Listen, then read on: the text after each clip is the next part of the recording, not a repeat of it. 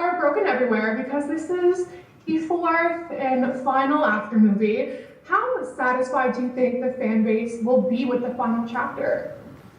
Oh, that's a tough one to call. I hope they'll be satisfied. Yeah, I hope they will. I think for me it's been kind of like bittersweet, happy, sad, but I kind of prefer to look back and think I'm so happy and proud of all the work we've done rather than being sad about the fact that it's going to have to come to an end, because it always was going to have to come to an end. But yeah, I can only be hopeful that they love this last installment, and I'm pretty sure they will. And not many actors get to play the same character for 4 films. What are you going to miss the most about working on the film and with your co-star Josephine? I guess the character, because I've become so comfortable playing him. I feel like anytime you go play a new character, it always takes like a day or two to really, really feel comfortable with the set and learn everyone's names and kind of feel at home there. And with Hardin and After, I have really learnt to feel really comfortable coming back to play him. And it doesn't feel like I'm going to do a new role. It feels like I'm coming to do the same guy again, but just further in the story. So yeah, I think I'll miss the familiarity of playing this character. Right. I feel like we're in for a ride of emotions for this next film. I mean, it's going to be your relationship with Tessa's going to be tested in a bigger way. What can you tease for our favorite couple? It's hard to not spoil anything, but I think the thing that I enjoy most about playing it and even watching it back is how much more kind of adult the themes and issues that they deal with are. I mean, it used to be about, you know, like what you're going to do when you first get to college, and now it's about like what you're going to do when you need to find a job and you're still chasing your dreams, but you still want to, you know, get bills paid, and, you know, your social life after that, and even just seeing how they look different having grown up and just dealing with different issues and the kind of things that adults deal with. It's so nice that we've been able to continue this story through, you know, adolescence through to like young adulthood.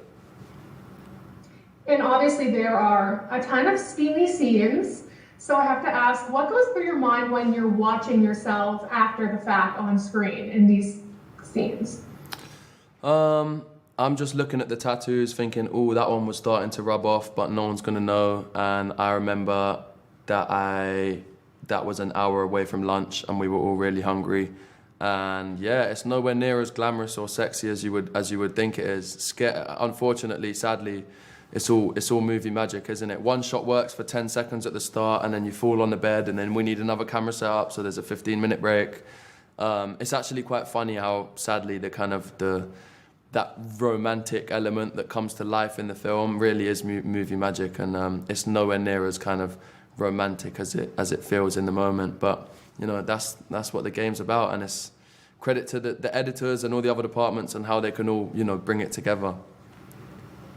Well, you did mention, you know, the characters developing so much over the course of all the films. How do you think you personally have grown as an actor through the course of the films?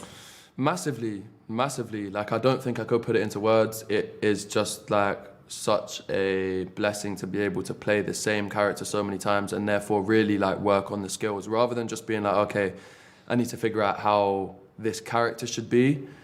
It's almost like an acting exercise or workshop to play the same character so many times lets you really hone in on like the smaller, more nuanced, kind of subtle elements of acting. So yeah, it's done so much for me. I'm so grateful. Hopefully I can play a different character, because now sometimes I take a different role and I'm like, oh God, all I know how to do is wear white and punch walls and get into arguments and stuff. But no, I'm sure I'll be fine. I mean, you have a lot of very exciting roles coming up, so you're going to be fine. But if the opportunity to return to the franchise would come up in the future, what would you say? Would you do it? It would depend on a lot of things. I'm also aware that like all good things may come to an end, and it's like when you do a little drawing and then you want to add this bit and then that bit, and you take a step back and you're like, that was perfect how it was, and I've just done too much. So I'm aware that can be a trap you can fall into, but maybe down the line in a little cameo, if they do a spin-off, it would be nice to just come pay homage for a bit. So yeah, never say never, but we'll have to see.